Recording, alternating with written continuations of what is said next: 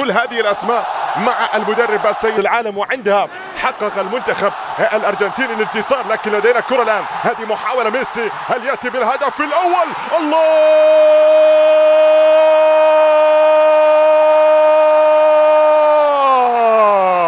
نعم ميسي، نعم الأسطورة، نعم الساحر، يبدأ نعم، هي للتانجو، الآن مستمرة، نقلة أمامية، هل من هدف ثاني في هذا التوقيت؟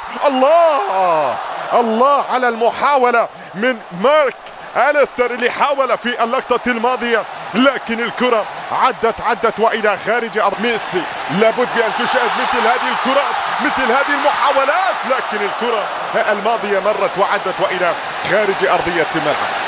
لاحظ هنا الكابتن والقائد الكمامية، نقلة، هنا الاستلام، هنا المحاولة، هنا التسديدة، لكن الكرة بعد ذلك اصطدت، عادت الكرة والمحاولة والإبعاد في اللقطة الماضية وإلى خارج أرضية الملعب. هنا ماك أليستر اللي كان متقدما في اللقطة الماضية بكرة، هذه محاولة، هذه فرصة، هل من تسديدة، لكن الكرة بعد ذلك مرت وعدت وإلى خارج أرضية الملعب.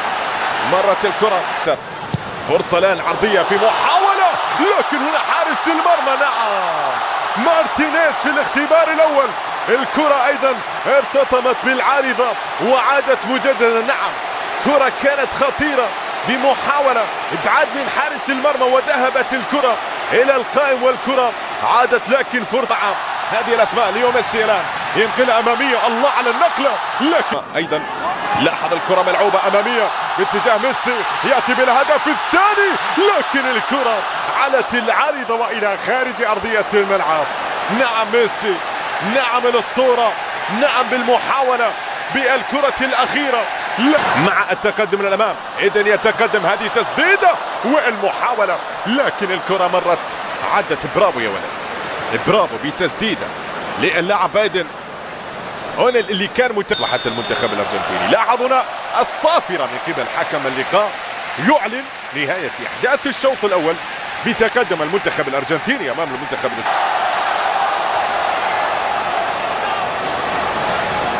نشاهد ونتابع أحداث الشوط الثاني. نتمنى بأن نشاهد أكثر إثارة وأكثر متعة أحداث الشوط الثاني، لكن لدينا انطلاقة أمامية فيها محاولة، لكن هناك هل في إعاقة في اللقطة الماضية، وأيضا بطاقة صفراء للاعب ناتانيل في اللقطة الماضية في لحظة اندفاع اللاعب نيكولاس غونزاليس. في الكرة مستمرة، في نقلة، في محاولة العرضية، هل من كرة، لكن استخلاص للكرة والمحاولة والتسديدة وإبعاد من حارس المرمى. برافو لماثيو ريان في اللقطة الماضية مع اللقب كأس العالم. لاحظ الكرة ملعوبة، المحاولة، لكن مرت أمام الجميع، وبالتالي الكرة إلى خارج أرضية الملعب. هنا الهدف الثاني في هذا التوقيت، لا زالت مستمرة العرضية الرأسية، نقل الكرة الآن مستمرة، هل من كرة عرضية، فرصة لا زالت قائمة، العرضية في محاولة رأسية، لكن ابعاد من حارس المرمى. نعم كرة كانت خطيرة، اصطدت ربما بأحد لاعبي المنتخب الأسترالي اللي كان كمدافعا في اللقطة الماضية، لا اللي يشارك أيضا في هذا التوقيت. كرة لا زالت مستمرة، ملعوبة العرضية في محاولة يلعبها، هذه محاولة ليو ميسي، محاولة التقدم، لكن هناك صافرة من قبل حكم اللقاء. المرور، نعم ميسي يذكرك ب 18 كبير. ليو ميسي خطأ الآن، نشاهد ونتابع أمام الكرة حارس المرمى. فرصة الآن، هل يأتي بالهدف الثاني في هذا التوقيت؟ ليو ميسي، نعم فيها تسديدة، لكن الكرة علت العارضة وإلى خارج أرضية الملعب، ربما أيضا اصطدت بأحد اللاعبين، وبالتالي الكرة إلى ركلة ركنية لمصلحة المنتخب الأرجنتيني. نعم كرة للاسم الكبير ليو ميسي. لاحظ الكرة الآن في الطرف الأيسر، لا زالت قائمة، رودريجو يلعبها العرضية، الله!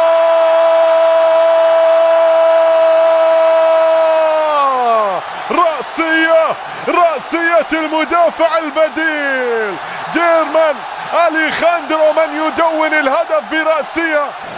نقلة بصورة ممتازة، رودريجو يلعبها أمامية، هذه محاولة، هل يأتي بالهدف الثالث، لكن حارس المرمى ماثيو ريان كان في الموعد بكرة بمحاولة عن طريق اللدم.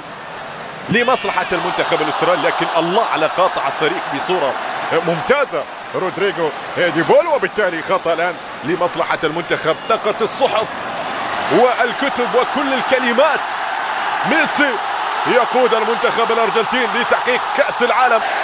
في أحداث هذا اللقاء يشارك، لكن هنا ميسي نعم بهذه الطريقة من أجل إيقاف ميسي يتلاعب أمام لاعبي المنتخب في الأيسر. هذه خطيرة لمصلحة المنتخب الأرجنتيني، لكن الكرة مع ذلك أحداث هذا اللقاء لا زالت مستمرة في الطرف الأيمن. موريلو يكسب خطأ في اللقطة الماضية.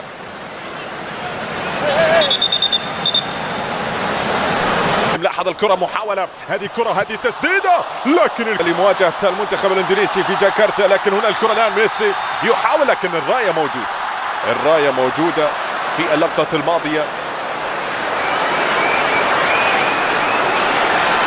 وبالتالي الكرة الضغط على حامل الكرة